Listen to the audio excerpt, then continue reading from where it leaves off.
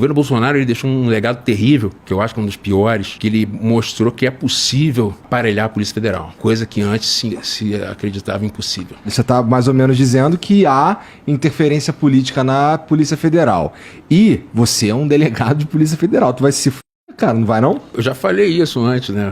Eu não tô falando que isso acontece hoje. Depois que mudou o governo, eu não tenho mais notícia disso. Tu foi contra a Polícia Federal quando eles estavam falando de um bagulho do Moro. Foi porque era a Polícia Federal bolsonarista que estava dizendo que eu tinha feito uso do cargo para fins eleitorais. Uhum. E esse mesmo sujeito faz um ataque a um candidato à presidência da República, usando o cargo dele que era muito superior ao meu. Se eu tô fazendo uso eleitoral do cargo, você tá fazendo o quê? A Polícia Federal não pode se manifestar. E a nota saiu não assinada por ele. Saiu Polícia Federal. Saiu Polícia Federal, tomando partido. A Polícia Federal não pode tomar partido. Isso é fazer uso eleitoral do cargo. Eu representei contra ele na corregedoria. Ou seja, tu se amarra num problema. Não me amarra.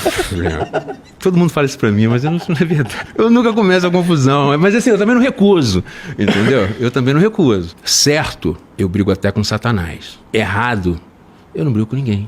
Eu peço desculpa e tento corrigir. Eu não sou imune a erro, ninguém é. Uhum. Agora, eu tô fazendo meu trabalho, tô me esforçando, tô trabalhando, tô fazendo o melhor possível. E aí vão lá querer me atrapalhar no meu negócio. Qual era o meu negócio? Prender bandido. Modéstia à parte, eu sempre fui bom nisso.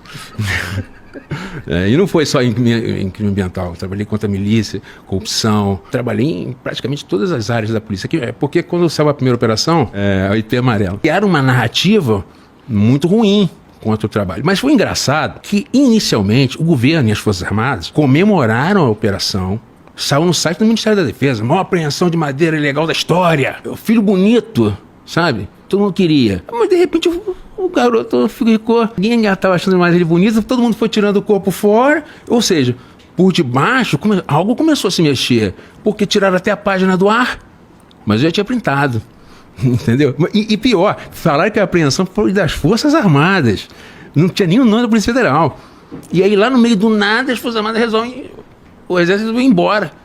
Mas como assim? Vocês vão embora e vão deixar os policiais lá?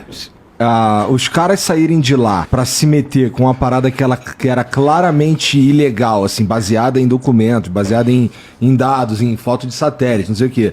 A pressão que eu suponho que o Salles sofreu pra ir lá interferir deve ter sido muito grande. Assim, se você tava como estava, embasado que aquela parada ali era ilegal, o cara pular nessa bala, ou ele é maluco, ou ele tem uma pressão e uma motivação muito forte pra estar ali.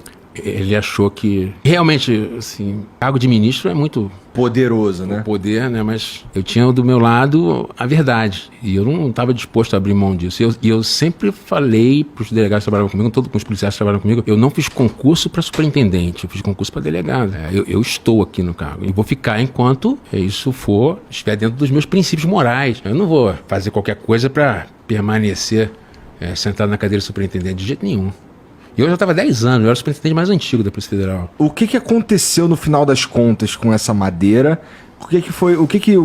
No que desagou isso daí? Eu sei que, assim, tiraram você de onde você tava, foi parar em outro lugar. Isso pra mim é, assim, tem alguma coisa aí, né? Estranho, cara, estranho.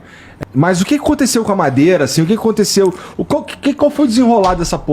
Das contas. Pô, porque isso que você falou... Vai ficar dando spoiler do livro, né? Mas não, sabe, assim, é meio que você falou, que assim, não tem ninguém prestando muita atenção nessa parada. E assim, não tem mesmo, senão eu saberia.